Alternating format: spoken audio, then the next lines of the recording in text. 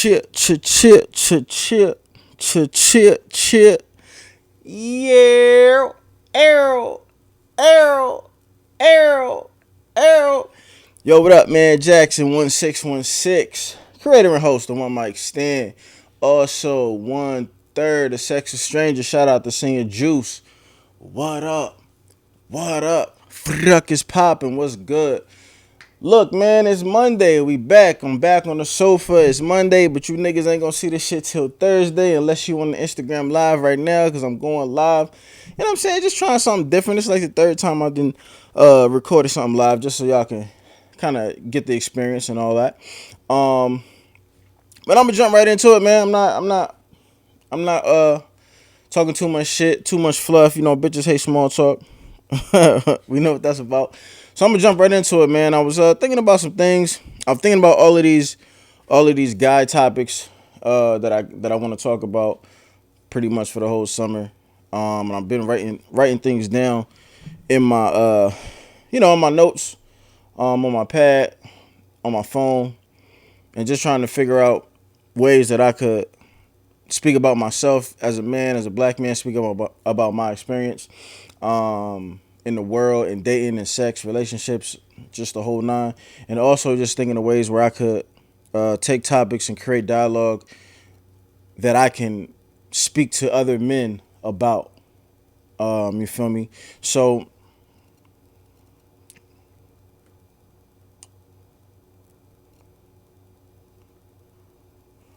my bad. Somebody was my fault. Somebody was calling me. Yo, Trav, I see you. Trav, I see you on the live. Tell Mia to hit me back, cause I'm on live right now. Anyway, what was I about to say? What was I saying? Oh, I'm just trying to come up with. I was trying to come up with different topics that I could just speak from my own experiences as a man, but also be able to resonate and relate to other men as well. So tonight I wanted to kind of talk about, like, not only how men deal with breakups, but how men deal with disappointment in dating, and heartbreak in dating, but more specifically, can black men ever really truly recover from, like, their very first heartbreak? Because just from observing conversations and having conversations, or observing conversations that women have, and then actually having conversations with women about men, and about our trauma, and about our PTSD, and about our lack of emotional intelligence, and about our just lack of emotions, or lack of the ability to express our emotions and our feelings, and things of that nature. One of the big things that I've heard over the years is the fact how, once you kind of break a man's heart, like, he's just really never the same after that for, like, the rest of his life. So I was thinking about kind of like my experiences with heartbreak, my experiences with disappointment. And I was thinking back on, like, y'all know I haven't really been in a lot of relationships. But in all of them, I definitely was fully invested. I was definitely 100% in. I was definitely in love. At least that's how I felt at the time. You know, and when it was over, when all of those relationships ended, I was definitely hurt by all of them. But if I had to, like, really truly pinpoint, like, the relationship or the heartbreak that did it for me, most of you, what's funny and what's ironic is I feel like most of y'all who kind of been following me, following my story, following me ever since I've been potting on Sex with Strangers up until now, up until the present. I feel like everybody's guess would probably be Voldy was the one that the heartbreak that did it, or the disappointment that did it, or the relationship that did it. But that's not true. That's not true. The one that did it for me was ironically, it was a girl who I wasn't even really in a relationship with. Now, a lot of y'all would know her as the Gypsy from Sexual Strangers. You know what I'm saying? I've told this story a couple of times. So if you have followed Sexual Strangers, then you're kind of familiar. But for the new listeners, for the new Patreon people, for the new people who just might be watching me for the first time, I'll tell the story once more. So this was back in maybe like, I want to say 2014. 2014, I'm swiping on, I'm on POF. I'm on all of the dating sites. Like that was kind of sort of when online dating like kind of like just started to be like accepted or what have you, and not, weren't so like weird or frowned upon, or like, you know what I mean, like if you would meet, like early on, if you would meet somebody online, like y'all would have to like kind of like come up with a fucking story, conjure up a story about where y'all really met, you know what I mean, so nobody would know that you actually like met this nigga online or met this woman online or some shit like that. But so it was like past that era where online dating was like really becoming popular. It was way more accepted or what have you. And I was on all of them. I was on Tinder before I got banned. I was on POF. I don't think Black even existed yet. Obviously Instagram and stuff was out at that point, but I don't think it was as extensive as it is now. Like it was literally, back then it was literally probably just for niggas with iPhones, and it was just pictures. There was no video or nothing like that. I don't even think it was no DMs yet.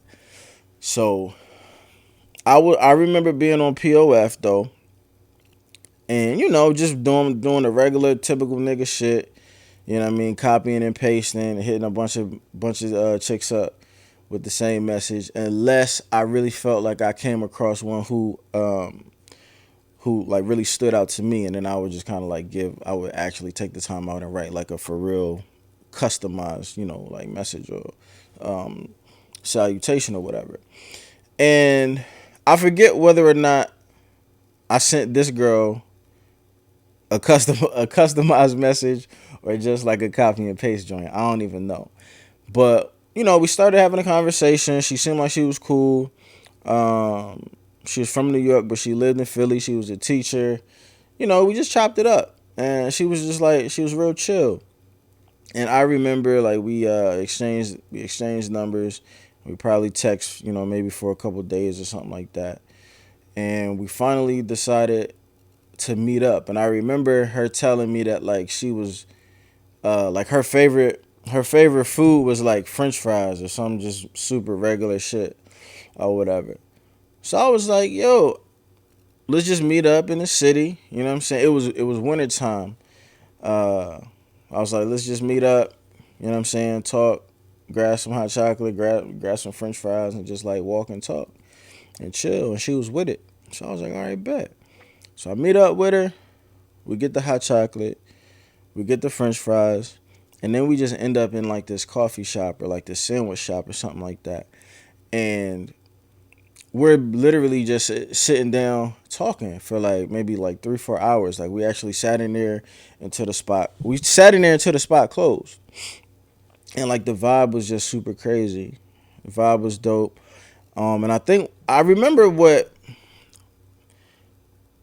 made me like kind of immediately have like a liking towards this girl was the fact that I hadn't liked anybody in like 7 years or whatever, or something like that. I hadn't liked anybody in almost a decade. And I finally felt like, oh shit, like I actually like somebody. Like I didn't even know that these feelings were still in me. But this person just kind of, this person like brought them out of me. Granted, it was just one day, but I had just never felt like that in so long. So that kind of like really got me hyped. And at the end of the night, she had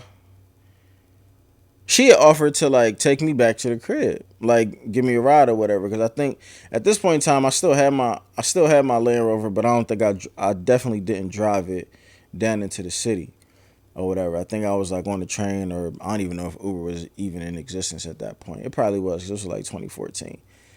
But she offered to take me back home, So I was like super hype about that. It always like I know I'm super easy because like women, like over the years, like women really haven't done like a lot of nice things for me. So like I'd be super hype about like super simple shit about women really just offering to do nice stuff for me. So I was like super hype. I was like, damn, like that's dope. Like you actually, you know what I'm saying, take me back to the crib or whatever. So she took me back. When we got back, I invited her up. And we ended up talking some more, and we ended up like actually like fucking on the first night. And normally, because this is, if this is what, like 2014, and that means this is like 7 years ago. So what, it had to be before that. It might have been like 2012, 2013, because I was like maybe like 27 or something like that, 26, 27. And normally, like if I was younger, if I was in like my early 20s, that probably would have been a red flag for me. Just on some immature shit, like, oh, like this bitch let me beat on the first night, like she a whore, she a slut, she this, she that, whatever. But it was something about this time. I don't know if it was my maturity or if it was just the fact that I really, really felt like a dope vibe or a dope energy from her. But I wasn't on that judgmental shit like at all, like not even a little bit. I was just so I was hyped that I liked her. I was hyped that we got along, and the sex was good too. So I was like, yo, this shit is dope. And after that day, like we really ended up just like really kicking it hard. So to get to it, we kicked it hard for like maybe like a month and a half from that day forward. And one day I remember her hitting me up and she was like, yo, I gotta talk to you. Is it okay if I come over? And I was like, yeah, no problem. So she comes over, her energy is off. She's kind of like low key crying, or she looks like she had been crying. And I'm like, what's wrong? What's up? What's going on? And she's kind of telling me like that she was on the app because she was just getting out of a relationship where I guess her dude had like cheated on her. And her dude, and she told me that she was just really trying to have some fun. She was really just, I was basically just a rebound. But she ended up liking me more than what she had planned. But then she went on to say that I guess like, I guess her ex could kind of tell that she was like really trying to move on, and he kind of threw like a Hail Mary and he proposed to her. He asked her to marry her just in a, like a last attempt to try to like get her back or whatever. And she went for it. She fell for it. She was with it. So this conversation was just kind of to come and tell me like that we can't talk anymore because she's gonna go back to her ex and try to work it out. So now at that point, I wasn't hurt. I wasn't heartbroken. I wasn't whatever. I was just kind of disappointed. But I was like, you know what? Like that's part of the game and shit. Like I get it. We only like a month and some change in, so like I'm not super invested or whatever. So it was cool. Like we hugged it out. She left. She bounced, and I just like kind of like took it on the chin. Like damn, like that's fucked up. But it is what it is. But honestly, at that point in time, I kind of still felt good because I was like, at least she was able to bring out the feelings in me that I didn't think that were still there. So like I was trying to take the positive out of that, and that's really the positive that I had gotten out of it. Because like I said, I hadn't really liked anybody in like almost a decade at that point. So then fast forward another like month and some change. Now it's like coming upon like the spring and the summer, the weather getting nice and shit. And I'm out with one of my homies at whatever the bar is next to Max's. Like I forget if it's Eagle Bar or Clock Bar, one of them hood joints, right? I'm there with one of my homies. We eating, we drinking, and then I get a text. My phone is buzzing. So I get a text, I look at my phone, and it's the girl. And basically she just wants some like, hey, big head type shit. And I'm like, what the fuck? Like, what you texting me for? Because that's the first time I had heard back from her ever since the conversation that we had. So in my mind, automatically, I'm probably thinking like that shit probably ain't work out. Homie was just, you know what I'm saying? He probably was back on his bullshit, and she like really not having it no more. So from that point forward, I let her back in. I let her back in. We was cool again. I was, you know what I'm saying? I was happy just to really see her like on some simp shit, and we started kicking it again. And this was like from like April or May throughout the summer, and everything is cool. Like I'm liking her more. I'm gaining more feelings for her and everything like that. And I remember this was when I was still working at Blue Cross, and I don't know what had happened, but like over the summer I was just like supremely broke. I was like barely able to like pay my rent, and my bills and shit like that. And I was just like, I was paying the shit, but I wasn't really having no money like left over. So I remember one time, like right around like Labor Day, she asked me if I wanted to go to AC, Atlantic City.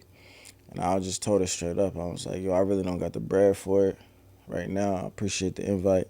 I don't really got the bread for that though. And she was like, nah, it's cool. I got you. I just want somebody to go with me. Like I got rooms that's comped or whatever. So like you'll be good. So I'm like, yo, this is really, again, like me being a nigga who never really had women like do like really nice things for me. Like that was just like that was a big deal. Like that meant a lot to me. So I went. We had a good time.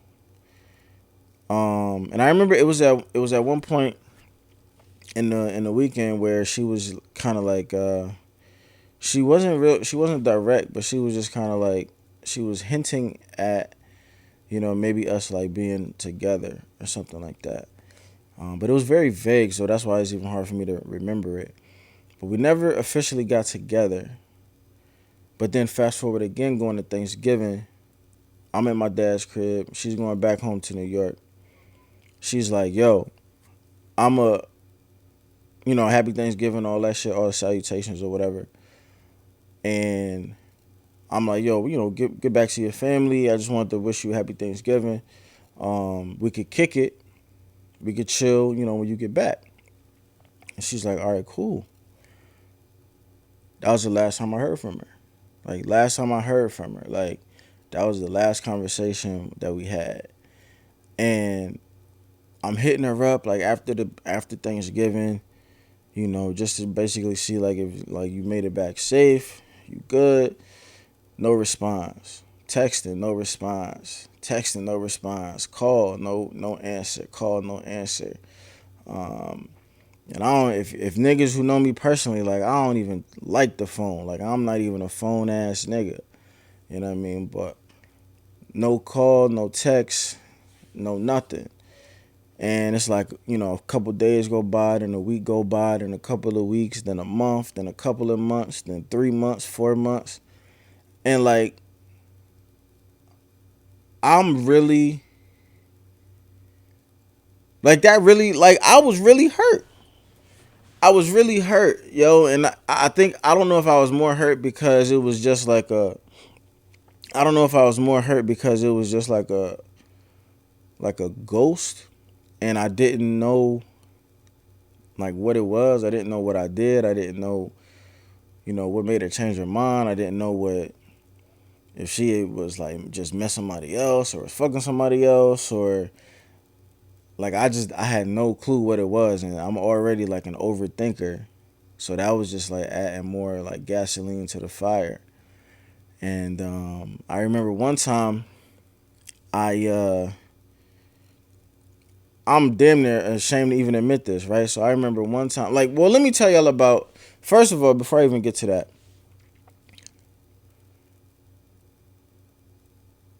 I felt myself like this really like overtook me, like the way I was feeling. Like I was extremely sad. Like I really felt depressed.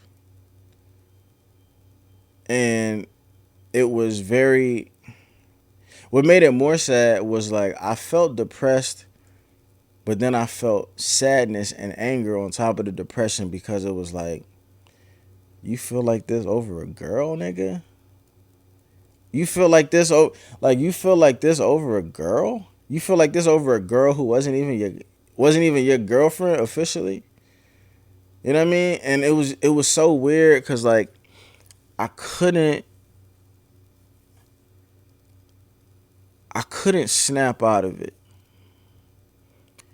I was talking to I remember talking to my female friends, like giving them like the story and like trying to like fill in the empty pieces, the puzzle pieces. I remember talking to my homie Mees. He was giving me pep talks. You know what I'm saying? I remember even talking to it was at one point, I guess the energy was so just on me, like the negative energy, the sad energy was so on me, like even my dad. And I don't really never talk about like I don't never really talk about women with my parents and shit like that, especially if it's not no girlfriend. My dad was even, he saw me one day and he was just like, yo, like what's up, like what's going on with you, you know. And at first I tried to kind of just be like, nah, you know, I'm good, I'm chilling. He was like, nah, like what's going on. So then I just like told him, you know, I was talking to this girl, whatever, everything was going good, and then she just disappeared on the nigga. Like I don't even know if she alive or not. Like that's how crazy the ghost was. Like I ain't even know if this bitch was alive. And you know, he kind of gave me like a pep talk as well. And this is what's so funny is like the story that I tell y'all, about um when I got the episode of like how do you fuck the girl that you love, like the girl that you don't give a fuck about. And I told the story about the one white chick who probably got like my best dick performance of my life. It was in this period of time.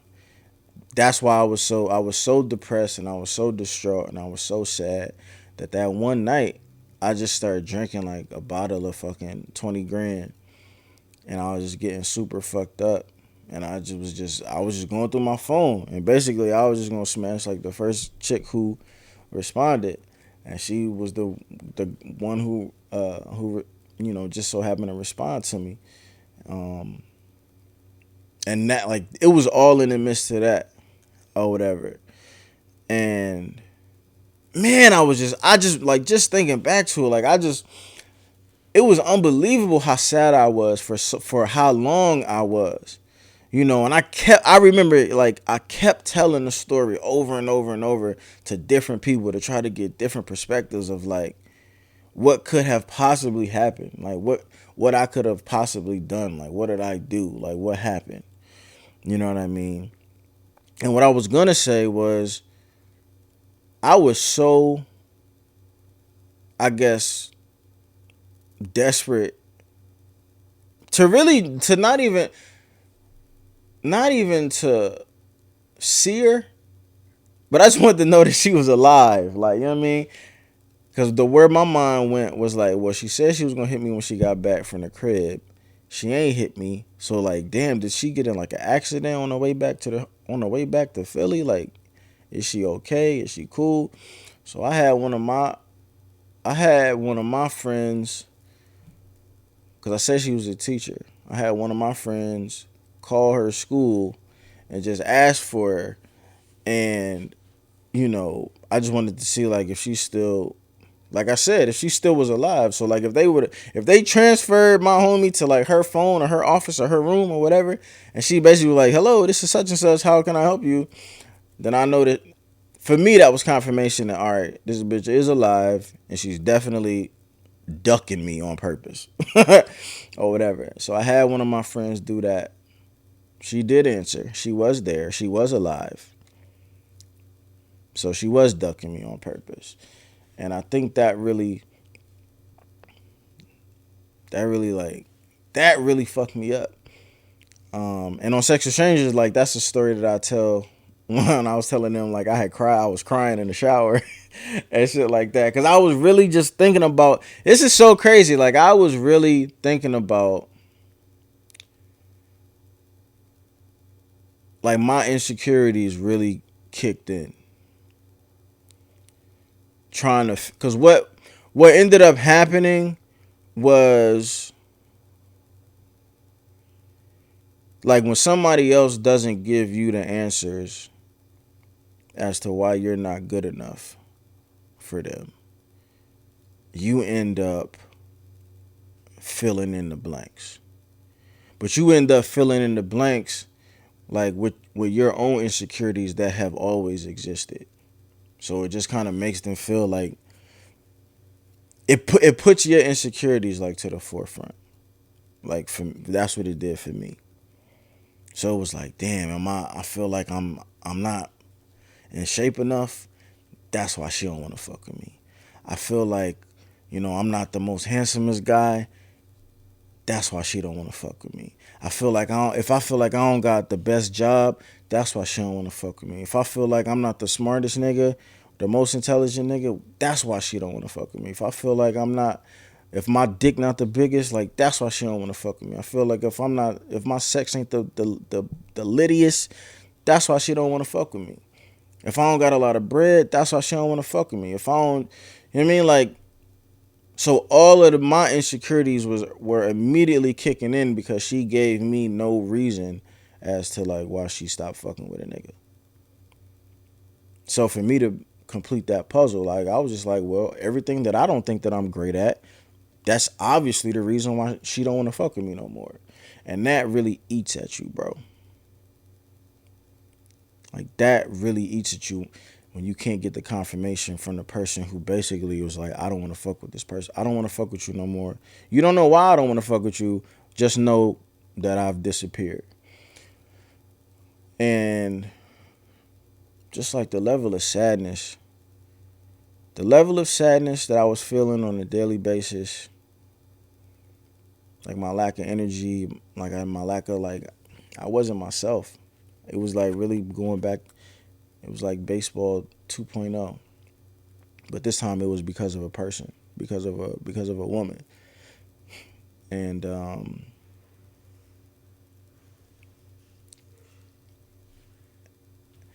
that was, there's more to the story as far as she ended up DMing me like 6 or 7 months later, just saying like, I'm sorry. And she said, I'm sorry. She wanted to like meet up and like talk about something. And I remember being so fucking nervous about this fucking meetup that we were about to do. Like leading up to it. I was just like super nervous. Like, what is she gonna say? What is she gonna, or are we gonna see each other anymore? Or is she gonna tell me like this? Like, and looking back on that, that was just like the most pitiful shit ever. And I remember going to the spot to meet up with her. And before we met up, like I remember in my head, I had all of these questions that I was like planning on like asking her to like get all of the information that I needed to get all of the answers of basically like, yo, like what the fuck happened? What happened to you? I had all of these fucking questions like in my head. And then I saw her. And then we was talking, we was like eating the appetizers or some shit. And I'm asking her stuff. And I'm playing it back in my head after the fact. And like this bitch was like, she was spinning me. Like she wasn't telling me nothing. She really wasn't. And I remember like leaving that meetup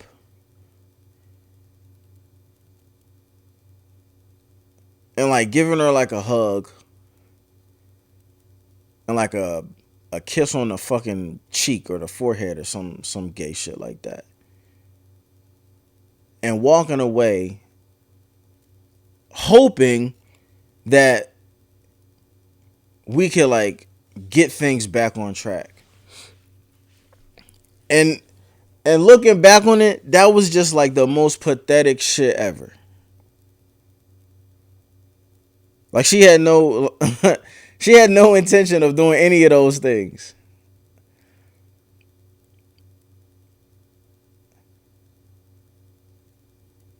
And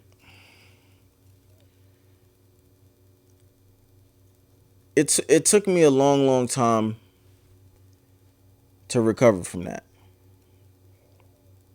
And the recovery part is what I want to talk about.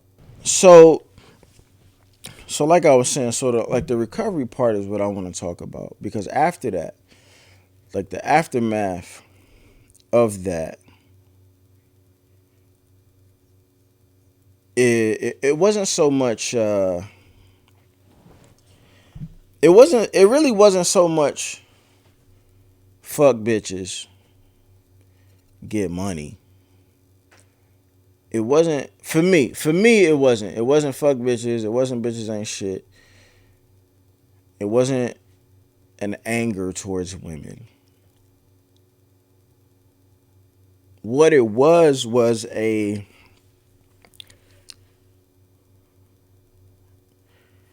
it made me create like this small section in my brain in dating and relationships that was specifically, it was a file or a box or a drawer specifically designed for fucked up things that women are capable of doing, and just keeping that box in the back of my brain for every single woman that followed. So it was like you're not like, again, let me repeat. So it wasn't like bitches ain't shit, because that's illogical. So it was never that all women are trash, all bitches ain't shit.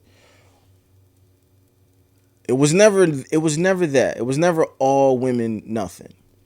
It was more so, this is always possible.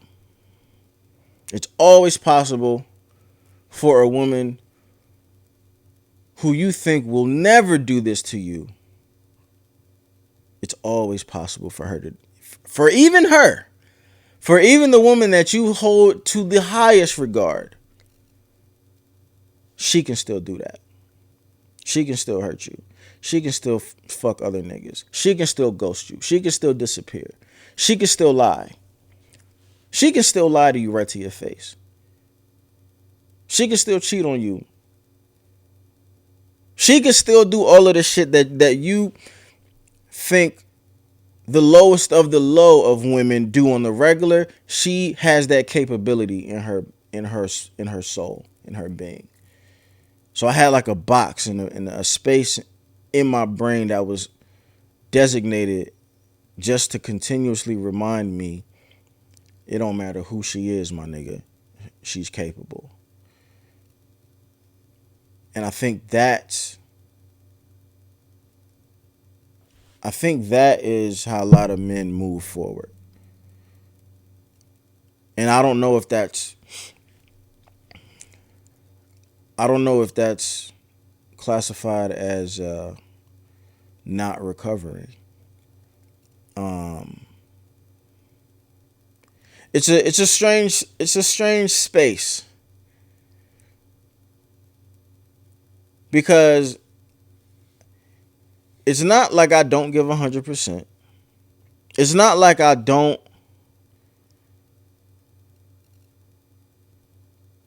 give my true self. It's not like I'm incapable of being vulnerable. I'm not incapable of being emotional. I'm not incapable of opening up. I'm not incapable of any of those things that a lot of men get labeled or judged for not doing. Like, I can do all of those things. I could give you my all. I could show you my true self. I could be vulnerable. I could be emotional, have emotional intelligence, have feelings, be empathetic, be sympathetic, be in touch. You know what I mean, with my feminine side or whatever you want to call it. All of those things. I could trust you fully. But at the end of the day, like, if you do me dirty, I'm never gonna be surprised. Like, I'm not expecting for you to do me dirty, but if you ever did, like, I'm not surprised.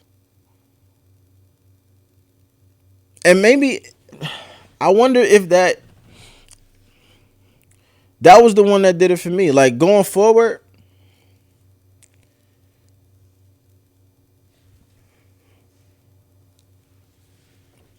I think what it also did was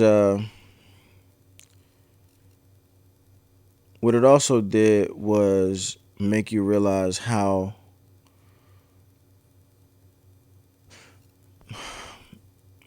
women not that important. And I know that sounds terrible. Right? But it really just made me realize, like, yo, like, women are not that important. Like, not so important to be sad about. Not so important to change your mood. Not so important to change your energy. Not so important where it's gonna affect other aspects of your life and how you perform, and how you do your job and how you make your bread and how you interact with other people. Like, that's what it did to me. Like, it did to me. Like, I don't never want to. I remember back as to how nervous I was leading up to that little meetup.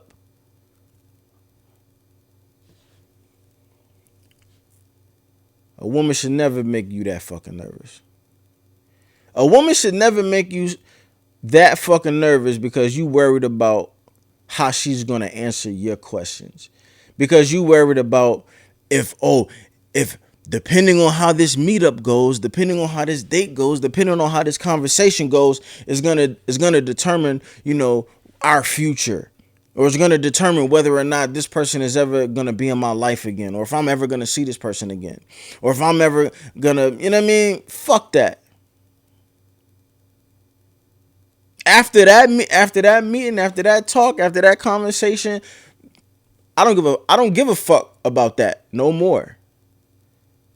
And that's something that I told myself. I'm like, yo, no woman is gonna make me that nervous, on the outcome or on the other side of a conversation. Because if you decide if this one conversation is gonna decide on whether or not you're gonna be in my life after this, you could bounce now. You could leave now, because all it is a conversation. And it's really not that important on whether or not you're going to stay here or you're going to leave here. Do what you want. And in an odd way, that was actually like the moment of liberation for me, for real. I'm ashamed to even think. Just looking back on that, I'm ashamed that I even. Why was you nervous, nigga? Right? Like, why was you What was you nervous to talk to a person for? Talk to a girl. You was nervous as to how this conversation was gonna go? Because you was scared that she was going what? Fucking leave again? She done already left. She's already left. And then, just to cap it off, to finish it off,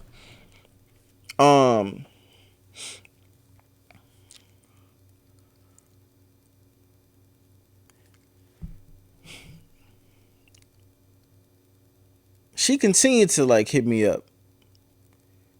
Like a year or so passed. And I have like this rule where I don't unfollow people. I don't unblock people. I don't block people. I don't unfollow people. I don't do none of that. Because I feel like that's when you kind of know when you over somebody. When you can still see them on your timeline and it don't make your heart jump. It don't make your heart skip. It don't make you nervous. It don't make you feel any kind of weird way. You know, so I follow her till this day. And I know a couple of years ago, you know, she started posting herself with a dude on there. And then one random day, again, her style, just random, hit me up randomly. She hit me up. I was like, what's this about? And like next thing I know, she's coming over and like sucking my dick while she's in a relationship. And I think that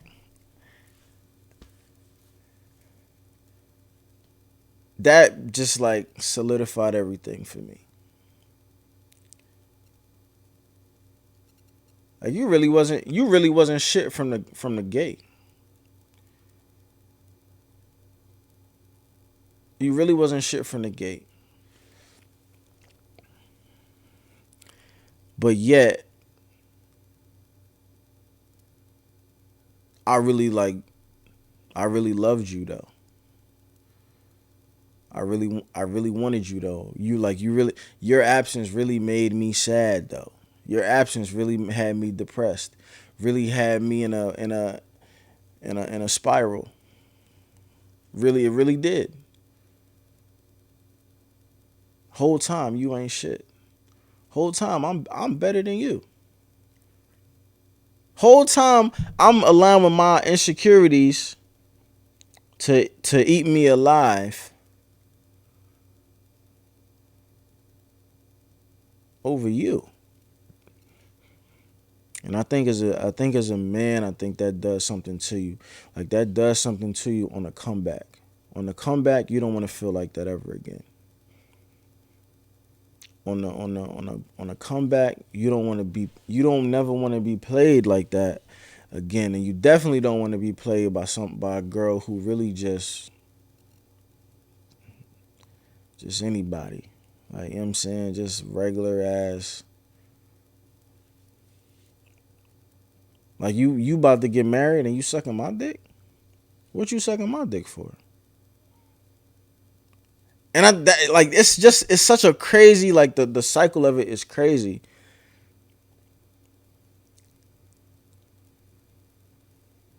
Because it's like, yo, when you look at somebody and you really think that they something more than what they really are, it's a couple things. Like you disappointed in them because you thought that they was better than that. But then you disappointed in you because why couldn't you see that they wasn't better than that? And then you disappointed in you again because you know that you allowed yourself to be in such a fucking whirlwind over somebody who's just a person. They just a person, and people that come and they go. But I think niggas are so afraid of being embarrassed, being ashamed, being made a fool. You just never want to go back to that again. And you have a hard time. I feel like as men, sometimes we have a hard time of separating one woman from all women. We have a hard time separating one woman from all women in cases where we got fooled by the woman that we thought was different. That's what it is, right? Because women, a lot of the time, like women will be like, oh, like niggas can't handle, You know what I'm saying? Niggas can't handle heartbreak, or niggas can't handle just one breakup, or one bitch do them wrong when they 13 and then it's fuck bitches for the rest of their life. The part that you leaving out is not that just one girl. It's not that just one girl did them wrong at 13 or at 15 or at 18 or at 20 or at 22, 24, 28. It don't matter what age it is. It's not that a girl do you wrong. It's that the girl who did you wrong was the girl who you thought was different. That's the heartbreak. So like what happens in a man's mind is like, if this girl is capable of doing me like this, then the other women in the world, they don't give a fuck up. They'll do me worse. Because all of the women in the world, like to men, right? It's like, oh man, all them bitches is the same. But when you find a woman who you think is different, who you think is on a different level, who you think is in a different stratosphere, who you put on a pedestal, who you think is intelligent, who you think is classy, who you think is have all of their shit together, is put together mentally.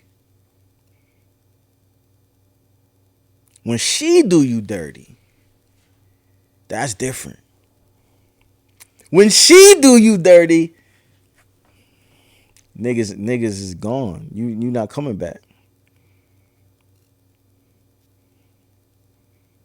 If you met a woman and you thought that she was the dopest woman that you ever met, and she do you like trash, there's no telling what the regular hoes out here is gonna do to you. There's no telling. So at that point, niggas just lose hope. At that point, niggas is just like, man, I ain't got a shot, bro. I might as well just fuck. I might as well just fuck bitches. Fuck a relationship. Fuck marriage. Cause if the perfect bitch would do me like this, I don't got a shot. I think that's what it is. I think that's what it is with men. So just remember that, man. For the women who are watching, for the women who are listening, it's not that men have one breakup, one heartbreak, and they'll never be the same. They'll never recover. It's not that. You got to look at the person who broke that nigga heart. You got to look at the person who broke his heart. That's what really matters. And I don't know how you get over it. I don't know. Like I said, because I feel like I recovered, but I ain't gonna lie, like that space, that one box, that one space in my brain, it still exists. It still exists. Like I feel like I could love a woman to the end of the earth, but if she did do me dirty, I still wouldn't be surprised. I really wouldn't. I honestly would not. I honestly would not be. And like I said, it wouldn't take away from my effort towards a relationship or towards her. It wouldn't take away, my vulnerability. It wouldn't take away my emotions, my feelings. It wouldn't take away nothing. Like, I'm not a closed off person. Like, I'm not closed. You feel me? I feel like I'm very open, and I feel like I'm very emotionally intelligent. So it wouldn't fuck any of that up. But what I'm telling you is, I would never be surprised. And maybe that's not recovery. I don't know. But it's just so funny because, like, even after that, I got into a relationship after her. How crazy is it that Voldy was right after her, though? Like, think about that. Like, think about that when you're trying to, if you're someone on the other end listening to this, watching this or whatever, Think about those back to backs, nigga. When you want to have your judgments on, oh, Jax is jaded. Oh, Jax is anti-relationship. Oh, Jax will never get married. Oh, Jax hate. Oh, Jax hate women. Oh, Jax hate black women. Oh, Jax talks so harshly about women.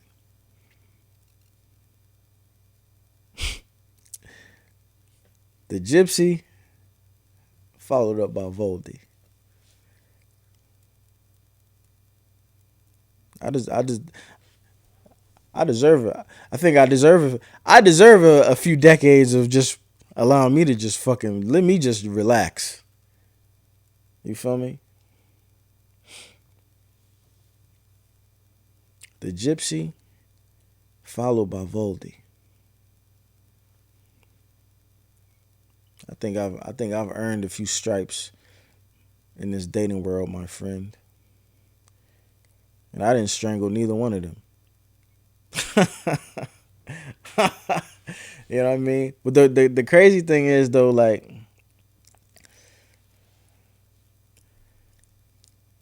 and I don't know, man. Like I said, Voldy, man, I ain't gonna lie, Voldy broke my heart too.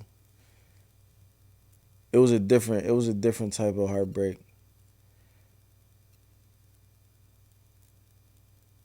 It was different. She didn't ghost me. She didn't she didn't ghost me, but she just didn't love me. Like, she was there, but she ain't love a nigga. She ain't like a nigga, she ain't love a nigga. You know what I mean? I felt like, looking back on that, niggas was just a I was just like a I was just like a guy who could validate her being a woman because she was in a relationship. Like, looking back, like, that's really what I think that was. You know what I'm saying? And that was that's a different kind of heartbreak because that was a relationship where you trying to like make somebody like love you back by loving them harder. And that don't ever work. That don't ever work. And that fucked me up because the one of the main reasons that fucked me up, that Voldy fucked me up relationship wise, is till this day, like, I've always been the guy that everybody likes. Everybody gets along with. Everybody is, you know what I'm saying? Everybody think like, oh, he cool dude, chill. You know what I'm saying? He cool, get along with everybody. Libra shit. This is the one person in the world. The one person in the world who didn't like me was my lady.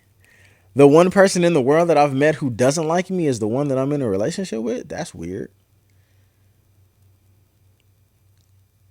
So you end up kind of like, really, I end up breaking my own heart just by the amount of effort that I put in and, like, the lack of reciprocation.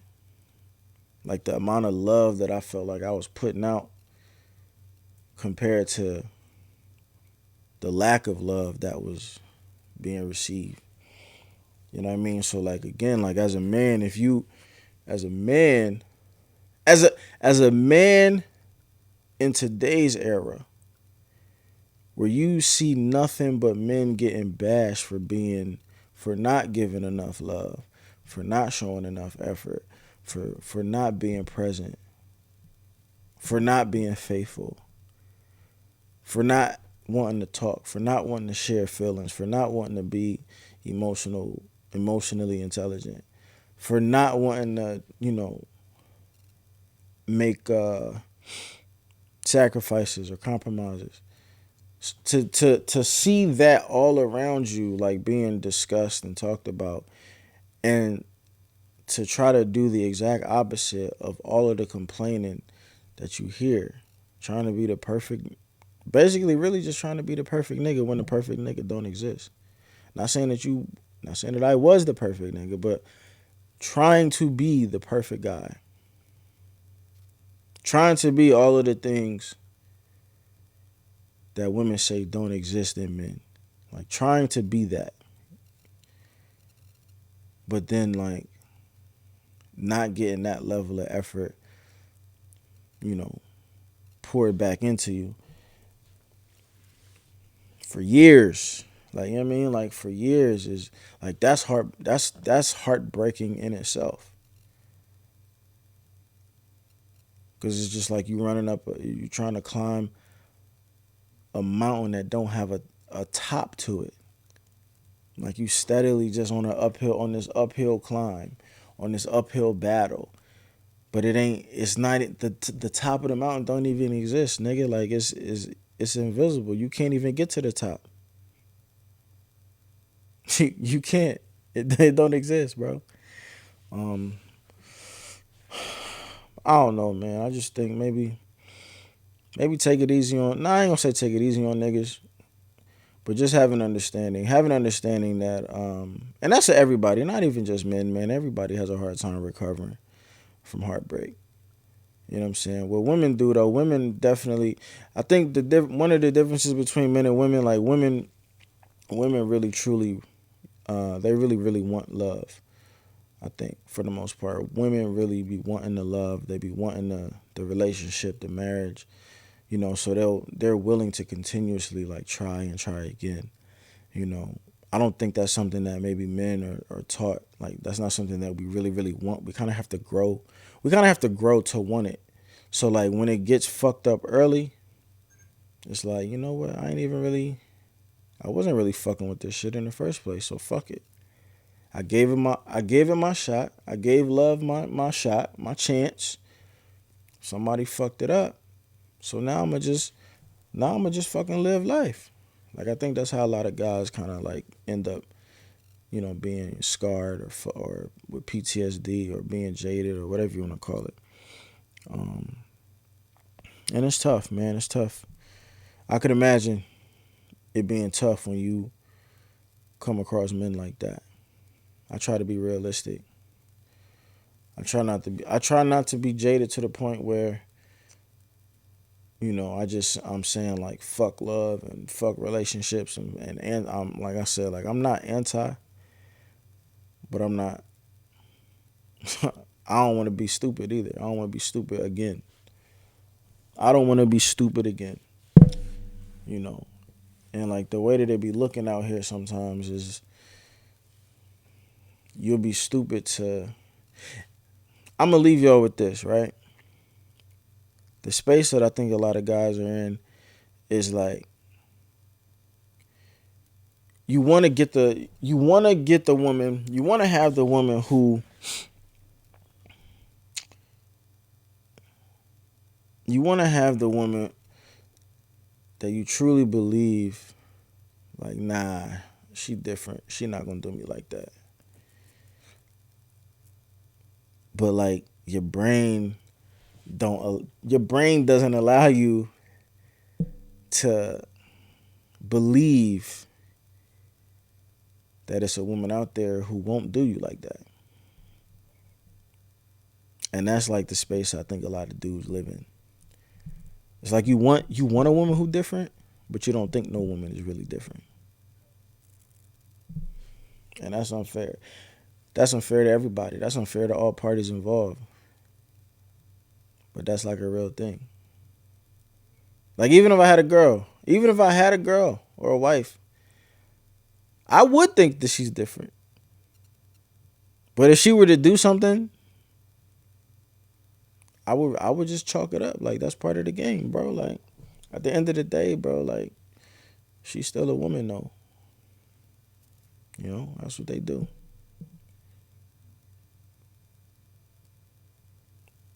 And that's terrible. But that's what it is.